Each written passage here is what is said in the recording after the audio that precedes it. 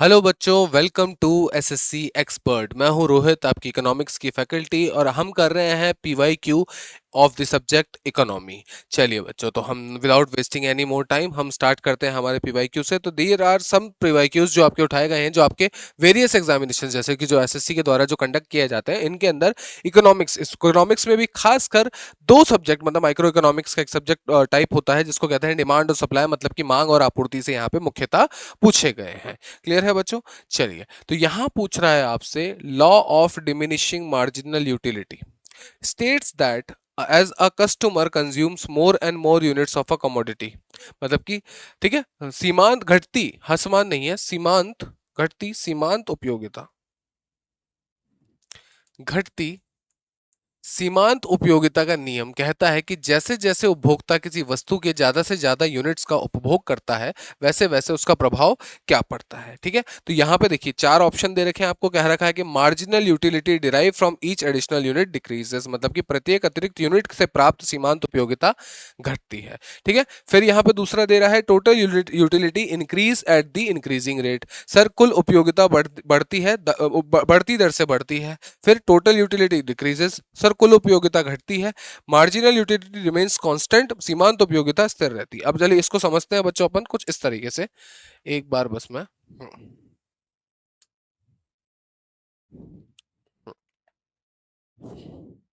अब देखिए, घटती सीमांत उपयोगिता, घटती सीमांत उपयोगिता का नियम, law of diminishing marginal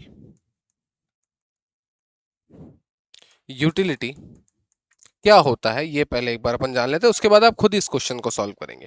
clear है? मान लीजिए बच्चों, जैसे आज जो तारीख है वो है 15 अगस्त। ठीक है, जब ये क्लास आप देख रहे हैं तब ये तारीख क्या है, 15 अगस्त। ठीक है, तो 15 अगस्त को क्या हुआ बच्चों, मैंने क्या कहा आपसे कि चलो बच्चों आज 15 अगस्त है, तो मैं आपके लिए कुछ ना कुछ स्पेशल अरेंजमेंट यहाँ पे करवाता हूँ। तो मैंने क्या कहा आप बच्चों के लिए कि सर कुछ खाने पीने की व्यवस्था कराई।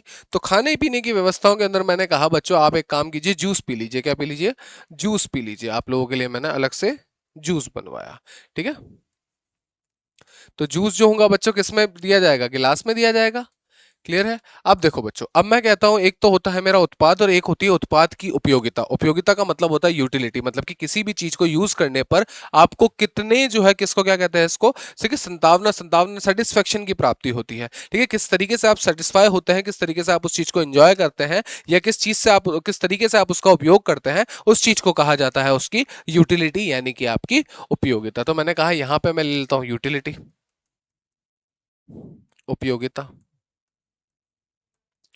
तो बच्चों देखो क्या हो रहा है, जब मैंने आपको पहला गिलास दिया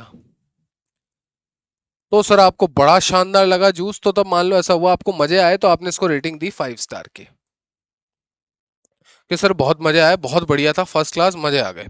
ठीक है, जब फिर मैंने कहा कि चलो इतने ही मजे आए हैं तो एक गिलास और पी लो, तो मैंने कहा सेकंड ग्लास, एक और ग्लास पी लो आप।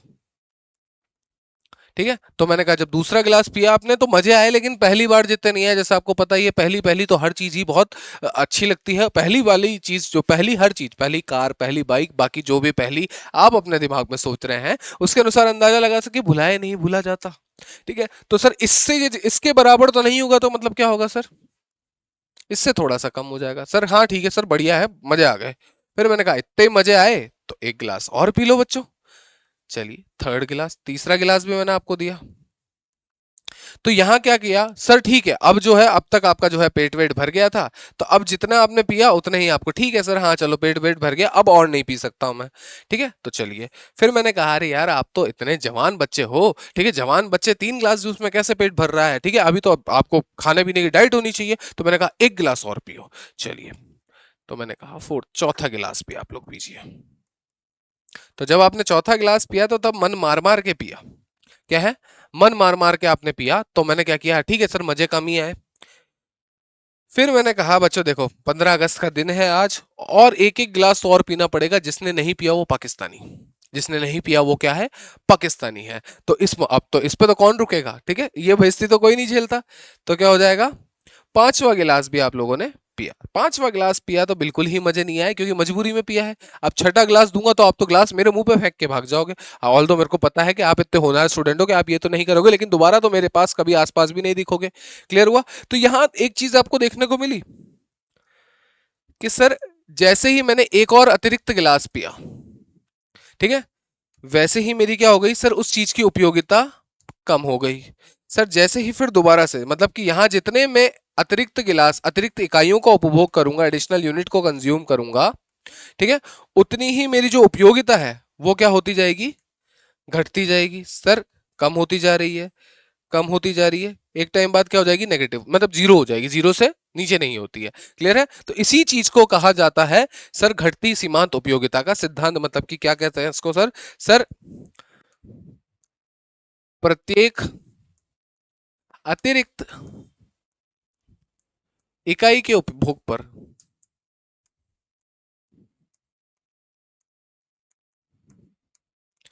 सीमांत उपयोगिता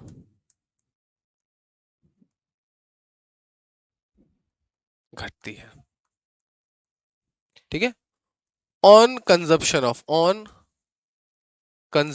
of each additional unit, any commodity, कोई भी गुड्स या सर्विस एडिशनल यूनिट, ठीक है, मार्जिनल यूटिलिटी, मार्जिनल का मतलब, मार्जिनल या सीमांत का मतलब होता है एक एडिशनल उपभोग करने पर यूटिलिटी डिक्रीजेस। आया समझ में? अब इस क्वेश्चन को अटेम्प्ट करो।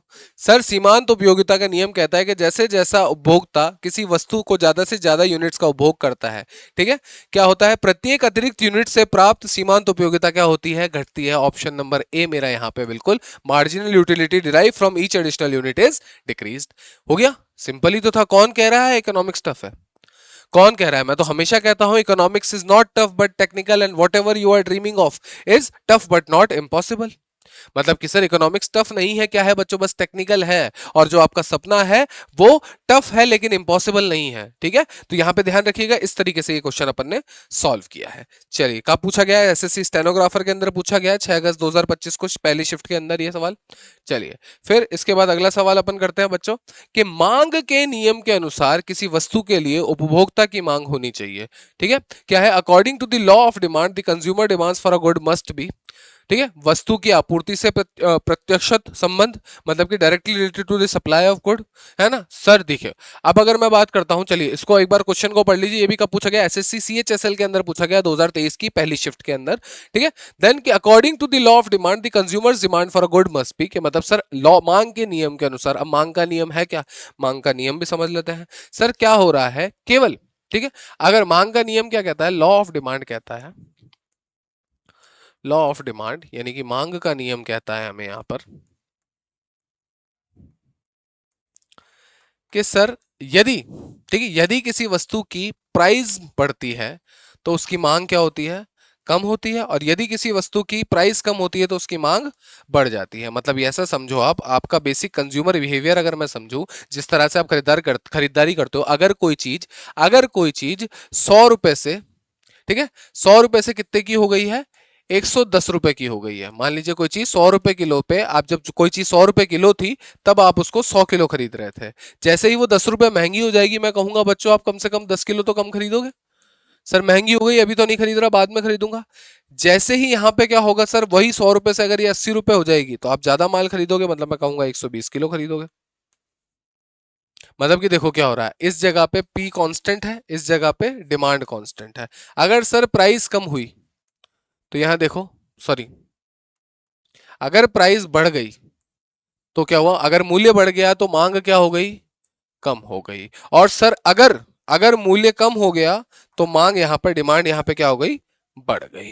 ठीक है? तो मांग का नियम क्या कहता है सर, मूल्य में परिवर्तन होना जब अन्य कारक स्तरों, अब देखो इसका एक रूल और है, इसका एक रूल और है, कब लगेगा ये sir, other factors being constant होंगे तब। मतलब कि सर क्या है, जब अन्य कारक स्थिर हो,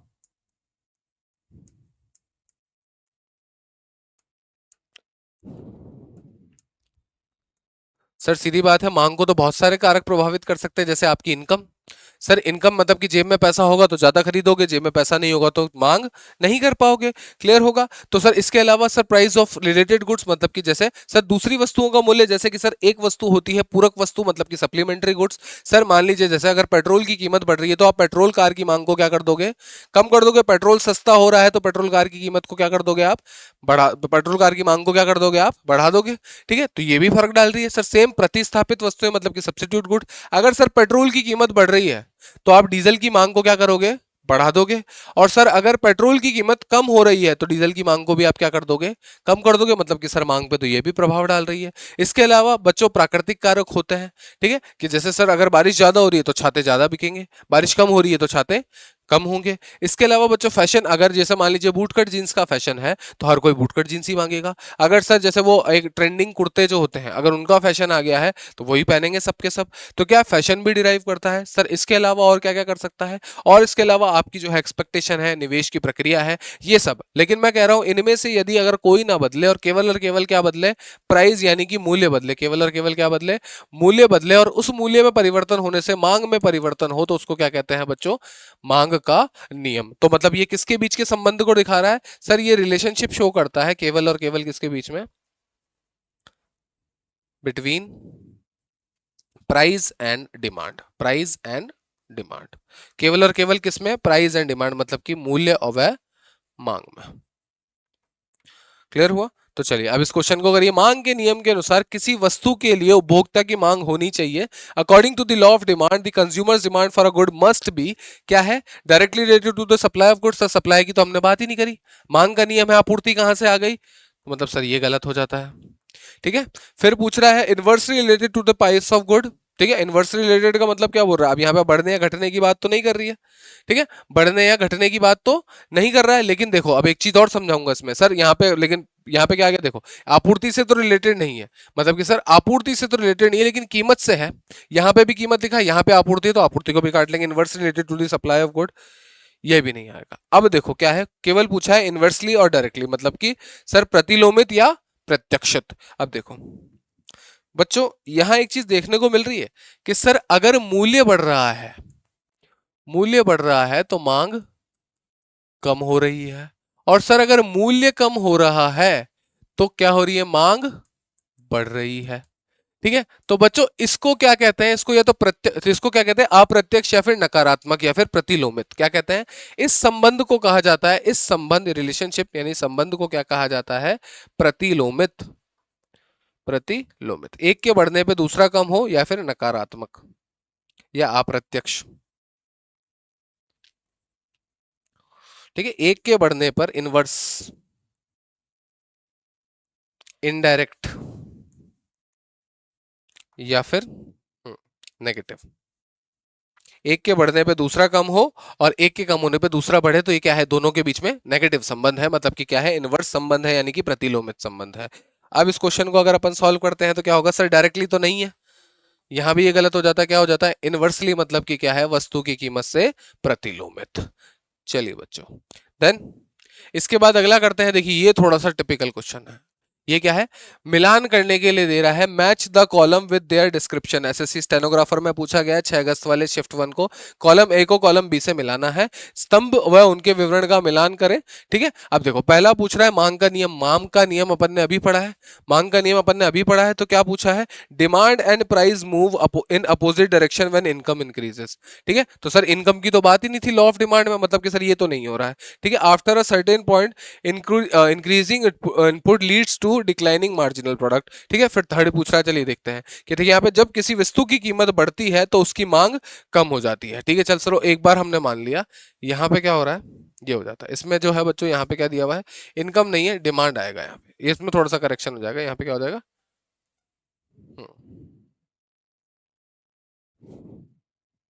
ठीक है, यहाँ पे demand and price move in opposite direction, ये तो अपन ने देख लिया कि सर तो क्या हो रहा है, मांग का नियम किससे मैच खा रहा है, सेकंड से मैच खा रहा है। तो देखो यहाँ पे मैं देख लेता हूँ A2 कहाँ कहाँ आ रहा है, तो A2 तो दो जगह ही आ रहा है। मतलब कि सर इसको और इसको मैं हटा देता हूँ। मतलब कि सर यहाँ पे A3 और इसको हटा देता हूँ, A1 को, B को हटा देता हूँ। अब देखते हैं बच्चों यहाँ पे बचता क्या है सर। ठीक है, अभी अपन ने क्या पढ़ा है, law of diminishing marginal product. क्या पढ़ा है, घटते सीमांत उत्पाद का नियम। मतलब मेरे को तो पता है सर, सीमांत जहां भी आ रहा है तो प्रत्येक एक अधिक अधिक निकाय की बात हो रही है, एक अधिक इकाई या फिर एडिशनल यूनिट की बात हो रही है जहां भी मार्जिनल आता था। तो सर वो वर्ड ढूंढ लेते हैं, marginal product initially rises with the input uses then falls. मतलब कि सर जैसे जैसे हम एकदम से किसी भी इनपुट यानी कि क्या करते हैं सर, किसी भी जो है कच्चे माल को, किसी भी श्रमिक को, किसी भी पूंजी को, किसी भी सर उद्यमिता को अगर हम इंट्रोड्यूस करते हैं तो एकदम से उछाल आता है, उसके बाद धीरे धीरे फॉल हो रहा है। मतलब कि क्या, देखो क्या कह रहा है, सीमांत उत्पाद शुरू में इनपुट उपभोग के साथ बढ़ता है और फिर गिर जाता है। तो मतलब क्या हो जाता है सर, सीधा सीधा है यहाँ पे बी का 3 हो जाता है, यहाँ पे क्या हो जाता है, बी का 3 हो जाता है। तो इसके अकॉर्डिंग हमारा ऑप्शन नंबर सी हो जाता है। और ए परिवर्तनशील अनुपात का नियम क्या हो जाता है, एक निश्चित बिंदु के बाद क्या होती है, बढ़ती हुई सीमांत उत्पादक में गिरावट लाती है। ठीक है, क्या हो जाता है, after a certain point increasing input lead to declining marginal product. तो हम बस सिर्फ दो ऑप्शन से यहाँ पे सीधा कर सकते हैं। ठीक है, तो यहाँ पे मेरा ऑप्शन नंबर क्या है, सी करेक्ट हो जाता है। चलिए अगला क्वेश्चन करते हैं। ठीक है, अब देखो क्या हो जाता है बच्चों, यहाँ पे देखो ये भी जो है आपके सीजीएल के अंदर और कई बार जो है सीएचएसएल के अंदर, इसके अलावा जो है प्राइमरी लेवल के अंदर भी यहाँ पे पूछे गए हैं। What happens in case of market equilibrium. क्या बता रहा है कि सर बाजार संतुलन की बात कर रहा है, किसकी बात कर रहा है, बाजार संतुलन यानी कि मार्केट इक्विलिब्रियम। अब देखो एक चीज होती है, अपन ने यहाँ पे पढ़ा है बच्चों कि एक होता है आपका मांग का नियम, एक होता है आपका आपूर्ति का नियम। और उसको जब भी मैं ग्राफ पे बनाता हूं तो यहाँ पे सर कुछ इस तरह से बनता है मेरा मांग का वक्र, मतलब कि डिमांड कर्व, और इस तरह से बनता है मेरा आपूर्ति का वक्र, मतलब कि मेरा लॉ, मतलब supply curve, demand curve, supply curve. Sir ये जिस जगह पे इंटरसेक्ट करते हैं एक दूसरे से, ये जिस जगह पे आपस में एक दूसरे को काटते हैं, उसी सिचुएशन पे मुझे क्या होती है, मांग और आपूर्ति दोनों बराबर हो जाती है। और जिस जगह पे मांग और आपूर्ति दोनों बराबर हो जाती है उसको कहा जाता है आपका बाजार संतुलन। जिस पॉइंट पे हमें क्या प्राप्ति हो, ठीक है, कि अगर सर मांग और आपूर्ति दोनों एक दूसरे के बराबर आ जाएं, ठीक है, सर जितनी मांग उठ रही है उतनी ही लोग बाग, मतलब कि जितना लोग बाग खरीदना चाह रहे हैं उतने ही दुकानदार बना रहे हैं, इसको क्या कहते हैं अपन, बाजार का संतुलन। दोनों संतुलन के अंदर है। ठीक है, तो चलिए अब क्या पूछ रहा है, market demand is equal to market supply. मतलब कि सर, ठीक है, कि सर मार्केट की मांग और मार्केट की आपूर्ति, बाजार की मांग और बाजार की आपूर्ति बराबर हो जाती है। बिल्कुल सही है sir. Then there is no excess supply in the market. बिल्कुल सही। एक्सेस सप्लाई का क्या मतलब हुआ कि सर यहां पे कोई भी अधिशेष आपूर्ति नहीं है, अधिशेष आपूर्ति नहीं है तभी तो बराबर है। अगर सर आपूर्ति ज्यादा हो जाएगी और मांग कम है तो क्या होगा सर, मान लीजिए ऐसा हुआ, आप 100 बच्चे हो, ठीक है, आप 100 बच्चे हो और 100 बच्चों के लिए मैंने चाय मंगवाई, ठीक है, 100 बच्चों के लिए 100 चाय हो रही है तो किसी को भी मारामारी का फैसला नहीं करना पड़ा सर, हर बच्चे को एक कप चाय मिल जाएगी। तो क्या हुआ यहाँ पे सर, मांग और आपूर्ति दोनों बराबर हो गई। अब अगर 150 चाय आ जाए तो आप लोगों को अतिरिक्त चाय मिलेगी, आधा आधा कप अतिरिक्त चाय मिलेगी, मतलब कि सर क्या हो जाएगा, एक कप चाय की कीमत कम हो जाएगी। उसी चीज पे आपको, उसी कीमत पे आपको 1.5 कप चाय मिल रही है, मतलब चाय की कीमत क्या हो चुकी है, कम हो चुकी है। तो उसको तो मैं संतुलन की स्थिति में नहीं कह सकता। मतलब क्या हो रहा है सर, अतिरिक्त ना तो अधिक कमी नहीं भी नहीं बोल रहा है, अधिक की भी नहीं बोल रहा, तो मतलब क्या होगा सर, संतुलन है। तो ये तो यही बात कह रहा है कि there is no excess supply in the market. अब मान लो क्या हो कि 100 लोग थे, 100 कप थे, अब मान लो क्या हुआ है बच्चे कि सप्लाई की कमी हो गई, मान लीजिए जो है 50 चाय किसी से लाते हुए गिर गई, अब हर बच्चे को आधा आधा कप चाय मिलेगी। तो ठीक है, इसी को असंतुलन कहते हैं। ठीक है, असंतुलन की स्थिति होती है। संतुलन में क्या होगा सर, ना कोई भी एक चीज ना तो कम है ना ज्यादा है, दोनों में से कोई भी चीज ना तो कम है ना ज्यादा है। तो क्या तो रहा है, there is no excess supply in the market. ठीक है, तो यहाँ पे कोई कोई भी अतिरिक्त या फिर अधिशेष आपूर्ति नहीं है। तो ये भी पार्ट मेरा क्या हो जाता है, सही हो जाता है। अब पूछ रहा है option neither A nor be, गलत हो जाता है। केवल एक, केवल बी सही नहीं है, केवल ए सही नहीं है, दोनों की दोनों सही हो जाते हैं। चलिए इस पे आते हैं। अब पूछ रहा है money supply is a concept. ठीक है, अब पूछ रहा है कि मनी सप्लाई किस तरह का कॉन्सेप्ट है, किस तरह का सिद्धांत है। तो मैं कहूं मनी सप्लाई को क्या कहेंगे सर, जनता के हाथ में जितना पैसा है, बैंकों, जनता के पास जितना पैसा रखा है, बैंकों के पास जितना पैसा रखा है, निकायों में जितना पैसा रखा है, निर्गमों के पास जितना पैसा रखा है, और ये जब अर्थव्यवस्था में स्वचालित रहता है तो इसको क्या कहते हैं अपन, स्टॉक कहते हैं। ठीक है, चलता है तब उसको फ्लो कहते हैं, जब रखा रहता है तब उसको क्या कहते हैं, स्टॉक। ठीक है, स्टॉक का मतलब होता है भंडारण की चीज चीज उस पर रखा हुआ है। ठीक है, तो मनी सप्लाई क्या है, इज अ स्टॉक कॉन्सेप्ट। क्या है हमारा यहाँ पे, स्टॉक कॉन्सेप्ट है। चलिए अब देखिए, अब कई बार क्या होता है बच्चों, बात सिंपल ही लिखी हुई होती है। क्या लिखी हुई होती है, बात सिंपल ही लिखी हुई होती है, लेकिन कई बार जो है एग्जामिनर क्या करता है यहाँ पे लैंग्वेज को थोड़ी सी टफ कर देता है। अब पूछ रहा है if x ante aggregate demand. X एंटे का मतलब होता है बच्चों पूर्व अनुमानित, ठीक है, प्री एस्टिमेटेड। क्या मतलब होता है एक्स एंटे का? प्री एस्टिमेटेड मतलब कि पूर्व अनुमानित। जैसे हम आर्टिकल पॉलिटी के आर्टिकल 20 के अंदर पढ़ते हैं नो पोस्ट फैक्टो, ठीक है, तो एक्स एंटे मतलब पूर्व अनुमानित, पोस्ट फैक्टो मतलब होने के बाद, ठीक है, पूर्व अनुमानित,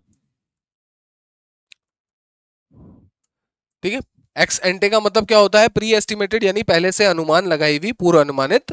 क्या बोल रहा है? डिमांड यानी कि मांग की बात कर रहा है। और एक्स एंटे ही एग्रीगेट सप्लाई। एक्स एंटे ही एग्रीगेट मतलब कि कुल होता है, एग्रीगेट का मतलब होता है लगभग कुल, ठीक है। क्या है? आपूर्ति की बात कर रहा है। मतलब कि सर मेरे पास दोनों ही वेरिएबल एक है, are plotted together in a graphical diagram, then at which point equilibrium will be reached, ठीक है। तो मतलब ये बोल रहा है कि सर कुछ इस तरह से कि मैंने मान लीजिए ऐसे हुआ। चलिए 1 मिनट दीजिए मुझे।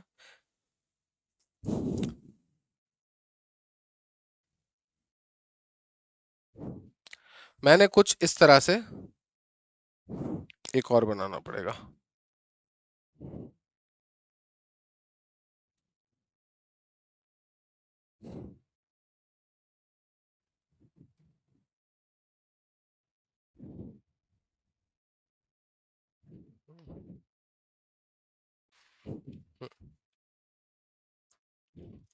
पूर्व अनुमानित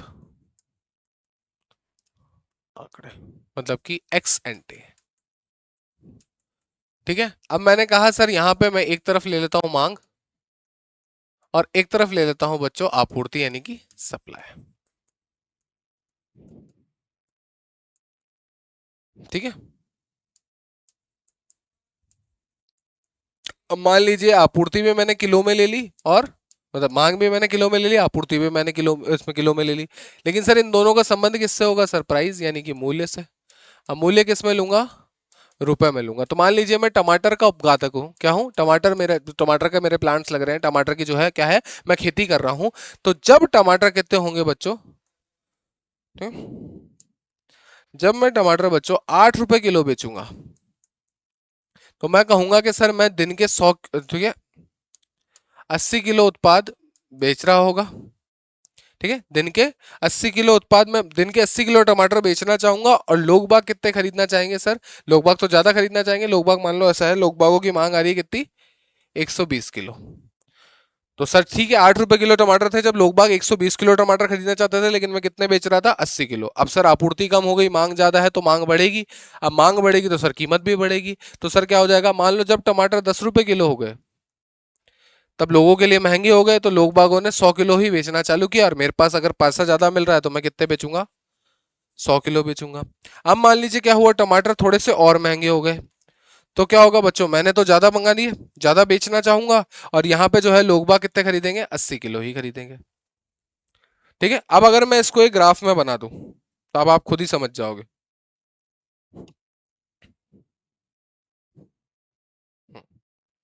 तो यहां पे मैंने ले लिया है मूल्य, वाई अक्ष पे मैंने क्या ले लिया? मूल्य यानी कि प्राइस। सर ये 2-2 रुपए से बढ़ रहा है तो 2, 4, 6, 8, 10, 12, 14, ठीक है। और यहां पे ले लिया है मैंने वस्तु की मांग और मात्रा को, दोनों को ले लिया, मांग व मात्रा, आपूर्ति सॉरी, मांग और आपूर्ति दोनों को ले लिया है। मान लीजिए क्या किया है सर मैंने? क्वांटिटी डिमांडेड को भी ले लिया है और क्वांटिटी सप्लाइड को भी ले लिया है। अब समझिए आप ये चीज कि सर अब देखो ये किस में है? सर किलो के अंदर है, 20-20 किलो से है। सर 20 किस में आ रही है? ये किलो में आ रही है। ये किस में आ रहा है? ये रुपए में आ रहा है। Clear sir? 20, 40, 60, 80, 100, 120, ठीक है। चलिए एक बार वापस से बना लेते, थोड़ा गैप शायद मैंने ज्यादा कर दिया था। 20, 40, 60, 80, 100, 120, 140। तो चलिए पहले एक बार मैं मांग को ले लेता हूं। सर मांग का क्या हुआ? सर 8 रुपए किलो पे 120 किलो थी। सर 8 रुपए किलो पे कितनी हुई है? 120 किलो। मतलब कहीं ना कहीं ये यहां बन रही है, कहीं ना कहीं ये यहां बन रही है। चलिए इसको कुछ इस तरह से ही ले लेते हैं बच्चों। सर 8 रुपए किलो पे 120 किलो थी, मतलब कहीं ना कहीं ये कहीं यहां आके मिल रही है, इस पॉइंट पर आ रही है ग्राफ पे। ठीक है सर, जैसे ही 10 रुपए किलो हुई तो 100 किलो हो गई। सर 10 रुपए किलो हुई तो 100 किलो हो गई।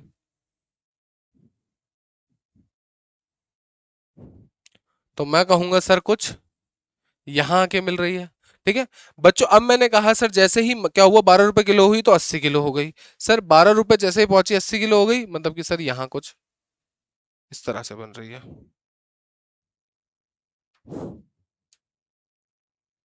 तो सर मैंने अभी जो आपको एग्जांपल दिया था उसको कुछ इस तरह से ले सकते हैं।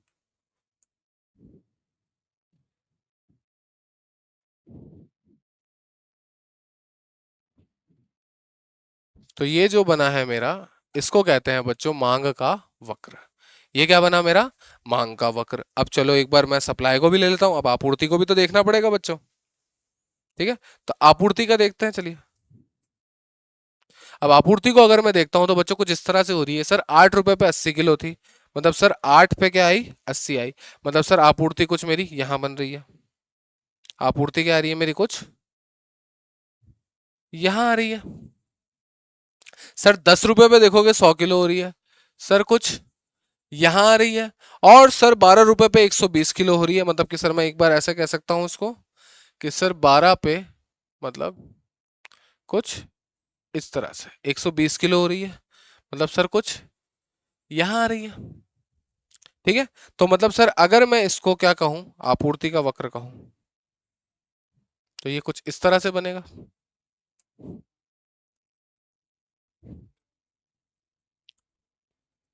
ठीक है, तो सर इसको बोलूंगा मैं आपूर्ति का वक्र। क्या होगा, आपूर्ति का वक्र। और जिस बिंदु पर ये दोनों एक दूसरे को काटते हैं, इस जगह पे मुझे क्या प्राप्ति होगी सर, आप मांग बराबर आपूर्ति। और इसी को मैं कह दूंगा बच्चों क्या, इसी को मैं कह दूंगा बच्चों बाजार संतुलन, मतलब कि आपका मार्केट इक्विलिब्रियम, एमई। और जिस बिंदु पर मुझे, जिस प्राइस पर, जिस कीमत पर मुझे इसकी प्राप्ति हो रही है, उस कीमत को मैं क्या कह दूंगा सर, इस कीमत को कहूंगा बच्चों में संतुलित मूल्य। यानी कि आपकी क्या हुई है यहाँ पे सर, इस मूल्य पर मुझे क्या है, बाजार संतुलन की प्राप्ति हुई। तो देखोगे सर 10 रुपए किलो पे 100 किलो ही मांग है और 100 किलो ही क्या है, आपूर्ति है। 10 रुपए किलो पर 100 किलो ही मांग है और 100 किलो ही क्या है, आपूर्ति है। तो इसी चीज को कहा जाता है। अब देखिए, अब इस क्वेश्चन को सॉल्व करते हैं कि सर अगर एक एक्स एंटे एग्रीगेट डिमांड मतलब कि पूर्व अनुमानित मांग और एक्स एंटे एग्रीगेट सप्लाई मतलब कि पूर्व अनुमानित आपूर्ति, कुल आपूर्ति को एक साथ रखा जाए किस पर, एक ग्राफिकल डायग्राम मतलब कि एक ग्राफ पे वो अपने रखा, then at which point equilibrium will be reach, मतलब कि सर किस पॉइंट पर क्या होगा, हमें इक्विलिब्रियम मतलब कि संतुलन की प्राप्ति होगी। ठीक है, अब देखो क्या लिखा हुआ है। ठीक है, when ex ante aggregate demand is zero, sir जब जो है मांग जो होगी शून्य होगी, नहीं, चांस ही नहीं। सर जब जो है पूर्व अनुमानित मांग शून्य होगी, हमने तो यहाँ कहीं ऐसा देखा ही नहीं सर कि कुछ शून्य आ रहा है क्या, नहीं sir. Then when ex ante aggregate demand is less than ex ante aggregate supply, मतलब कि सर जब पूर्व अनुमानित मांग पूर्व अनुमानित आपूर्ति से क्या हो, कम हो। सर तो संतुलन कैसे आया, संतुलन तो आया नहीं, संतुलन में तो दोनों बराबर होने चाहिए। देन उसके बाद पूछा है when ex ante aggregate demand is more than ex ante aggregate supply, मतलब कि सर जब पूर्व अनुमानित मांग जो है पूर्व अनुमानित आपूर्ति से क्या हो, ज्यादा हो, तब भी तो संतुलन नहीं आया। सर पहले वाले में आपने कहा कम हो, पहले वाले में आपने कहा कम हो, मान लो ये स्थिर है। एक में कम हो गई तो भी संतुलन नहीं है, एक में ज्यादा हो गई तो भी संतुलन, संतुलन मानो ये पेन ऐसे टिकेगा। सर ये दोनों हाथ बराबर होंगे तभी तो ये पेन टिकेगा। सर नहीं होंगे तो देखो ये संतुलन बिगड़ा, सर ये इधर हो जाएगी तो संतुलन बिगड़ा। तो सर क्या होगा, where ex ante aggregate demand is equal to ex ante aggregate supply, की मतलब सर जब मांग और आपूर्ति बराबर हो। हाँ अगर अब देखो इसमें क्लू पॉइंट क्या हो सकता है सर, इस एक्स एंटे की जगह यहाँ पे एक्स पोस्ट लिखा हुआ होता, क्या लिखा होता है, एंटे की जगह अगर यहाँ पे भी एक्स पोस्ट लिखा होता तो ये ऑप्शन भी हमारा गलत हो जाता, लेकिन यहाँ पे दोनों ही समान है, दोनों के आंकड़े समान है, दोनों का पूर्वानुमान समान है, और उसी के अनुसार हमने यहाँ पे क्या है देखो कर रहे हैं। तो यहाँ पे क्या होगा सर, जब दोनों बराबर होंगे तभी तो क्रॉस करेंगे एक दूसरे को। ठीक है, तो यहाँ पे क्या हो जाता है, ऑप्शन नंबर ए हमारा करेक्ट हो जाता है। चलिए नेक्स्ट क्वेश्चन। ठीक है, अब देखिए, अब थोड़ा सा हिंदी, कुछ अगर हमारे किसके आ गए थे, इंग्लिश के आ गए थे, तो कुछ हमारे हिंदी के भी आ जाएंगे। चलिए, विदेशी व्यापार भारत की समग्र मांग को किस प्रकार प्रभावित करता है, इसके संदर्भ में नीचे गए दिए गए कथनों का मूल्यांकन कीजिए। कि सर जो फॉरेन ट्रेड है वो हमारी जो अर्थव्यवस्था है उसकी जो एग्रीगेट डिमांड है, मतलब कि कुल डिमांड है, समग्र मांग है, उसको किस तरीके से प्रभावित करता है। उसके लिए कुछ यहाँ पे कथन दिए गए हैं, उनको अपन को एक बार असेस करना है। कब पूछा गया था? एसएससी सीजीएल 2025 के अंदर पूछा गया है। देखो क्या लिखा हुआ है, जब परिवार आयातित वस्तुएं खरीदते हैं, मतलब कि सर जो यहाँ पे रहने वाले हाउस होल्ड है, जो यहाँ पे आप लोग रहते हो, अगर आप बाहर से कोई सामान मंगाते हो, ठीक है, तो अर्थव्यवस्था में आय प्रभाव में रिसाव होता है। मतलब कि सर क्या हुआ, अगर मैं यहाँ से बाहर से कोई सामान मंगा रहा हूँ तो मेरी जेब में रखा हुआ पैसा कहाँ जाएगा? विदेश। अगर मैं विदेश से कोई सामान मंगा रहा हूँ तो यहाँ से मेरी जेब में रखा हुआ पैसा कहाँ जाएगा? विदेश जाएगा। अब सर मेरी जेब में पैसा ही नहीं है तो मैं क्या मेरी मांग बढ़ा पाऊंगा? नहीं बढ़ा पाओगे सर। अरे कुछ मांग का मतलब क्या होता है सर? मांग का मतलब होता है वह मात्रा जिसे मैं एक निश्चित समय पर, ठीक है, एक निश्चित मूल्य पर और मेरी क्रय शक्ति के अनुसार खरीदने की इच्छा रखता हो। तो सर क्या होगा कि सर मैं तो यानी कि अगर मेरी जेब में पैसा ही नहीं तो मैं खरीदूंगा क्या? तो सीधी बात है सर, मैंने तो बाहर से सामान मंगा लिया तो मेरी जेब का पैसा चला गया, है ना, मतलब पैसा चला गया, रिसाव हो रहा है, पैसा चला गया जो है यहाँ पे, तो पैसा बाहर चला गया तो मेरे पास तो पैसा है नहीं, तो क्या होगा? इससे क्या होगी, मेरे पास जब पैसा ही नहीं है तो मांग क्या हो जाएगी? ऑटोमेटिकली कम हो जाएगी। तो यहाँ पहला कथन सही है, डिमांड कम हो जाएगी। दूसरा, भारतीय वस्तुओं को विदेशों में बेचने से अर्थव्यवस्था में अतिरिक्त आय आती है। मतलब कि क्या हुआ सर, अगर मैं यहाँ से कोई चीज विदेश बेचता हूँ, यहाँ से किसी चीज का एक्सपोर्ट क्या कर रहा हूँ, फॉरेन कंट्रीज में कर रहा हूँ, तो सर अब यहाँ का माल है, बिक का रहा है, विदेश में पैसा कहाँ से आएगा? वहां से यहाँ आएगा। मतलब कि सर क्या होगा, मेरे पास एक्स्ट्रा इनकम आएगी। यहाँ तो मैं बेच ही रहा हूँ, यहाँ से विदेश भी बेच रहा हूँ, तो मेरे पास क्या आएगी? एक्स्ट्रा इनकम आएगी, अतिरिक्त आय आएगी, जिससे क्या होगा सर, मेरे पास पैसे ज्यादा होंगे तो मैं क्या करूंगा? ज्यादा वस्तुएं खरीदूंगा, तो जिससे क्या हो जाएगी? समग्र मांग क्या होती है? बढ़ती है सर। ओवरऑल जो डिमांड है, एग्रीगेट डिमांड है, वो बढ़ जाएगी। अब निम्नलिखित में से कौन सा विकल्प सही है? पूछ रहा है कौन सा सही है, करेक्ट पूछ रहा है, ना तो कथन एक और ना ही कथन दो सही है। ये तो गलत हो जाता है सर, दोनों ही सही है। ठीक है, देन कथन एक और कथन दो दोनों सही है। यहाँ पे ऑप्शन मेरे पास सीधा बन जाता है, ऐसे ही एलिमिनेट कर दो। चलिए, नेक्स्ट क्वेश्चन, सूक्ष्म अर्थशास्त्र मतलब कि आपका माइक्रो इकोनॉमिक्स में मांग के नियम के अनुसार कौन सा कथन सही है? तो मांग का नियम देख लो कितनी बार है, कहाँ है? एसएससी सीजीएल में पूछा है ये। ठीक है, जब कीमत बढ़ती है तो मांग भी बढ़ती है। अरे नहीं सर, चांस ही नहीं। अगर कोई चीज महंगी होगी तो मैं क्यों खरीदूंगा? मांग तो कम करूंगा। किसके? अब ये ध्यान रखना, ये सारी चीजें क्या है? मांग के नियम के अनुसार है। तो ये कह रहा है सर जब प्राइस बढ़ती है तो डिमांड भी बढ़ती है। ये तो हमने कुछ ऐसा तो पढ़ा ही नहीं सर। क्या होगा सर, कीमत बढ़ने पर मांग क्या होगी? कम होगी। तो ये तो गलत हो जाता है। देन जब कीमत घटती है तो मांग भी घटती है। सर कीमत घटती है, अगर कीमत कम होगी मतलब कोई चीज सस्ती होगी तो मैं ज्यादा खरीदूंगा ना, तो मांग तो बढ़ेगी। सर यहाँ पे ये तो कह रहा है कि मांग भी घटेगी। ये गलत हो जाता है सर। कई सही क्या हो जाता है, कीमत कम होगी तो मांग मेरी बढ़ेगी। यही तो पढ़ा है हमने, यही तो पढ़ा है अभी मैंने आपको। तो सर दोनों ऑप्शन मेरे क्या हो जाते हैं यहाँ पे? गलत हो जाते हैं। कीमत में परिवर्तन के बावजूद मांग अपरिवर्तित रहती है। सर ये तो हो ही नहीं सकता, फिर संबंध कैसे बनेगा? तो ये तो पूरा ही गलत हो जाता है।